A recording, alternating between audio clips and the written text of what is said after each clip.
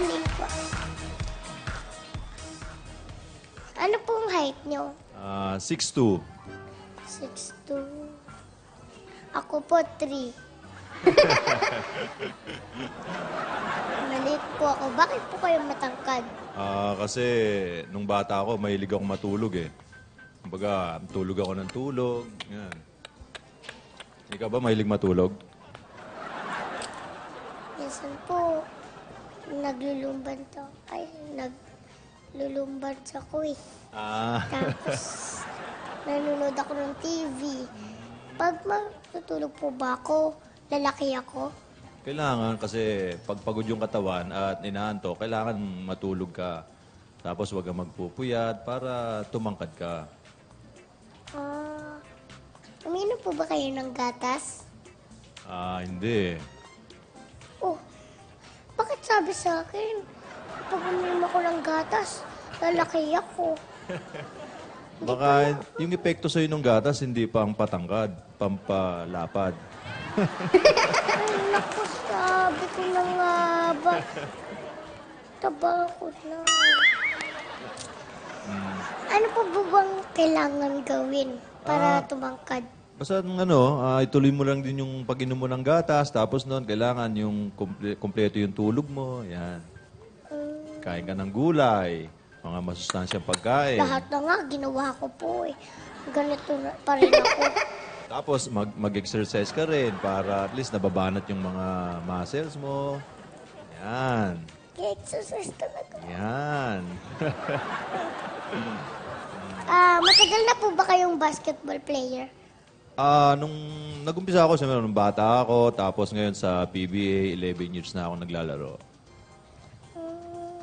Masarap po ba maging basketball player? Parang takbo kayo ng takbo eh. Oo, masarap kasi ilig mo nang mag-basketball, tapos nun, may kita ka pa, kumbaga, dun mo kinukuha yung magandang kinabukasan ng pamilya mo. Yan. Kaya masarap mag-basketball. May anak na po kayo? Meron na, 3. Ano pong pangalan nila? Ang panganay ko, si Ate Maxine, 11 years old na siya. Tapos si Ate Gariel, 6 years old. Tapos yung bunso ko, si Jayla, 2 years old. Kasama ko siya ngayon. Ayun, nandun siya. Yan. Ayan yung misis ko. Ayan. Siya po pala yun. Parang mainit ang ulo niya kanina. Lagi nakakunot ang noo, no? Kala ko po may iniisip eh. Anak niyo po pala yan. Hi, Jayla! Jayla, yan. Mainit ang ulo. Bawal ang sad. Bawal ang Dapat sad. happy. I-check po ba kayo? In-check. Hindi. Kasi yung mata niyo. Mukha lang, mukhang inchik lang.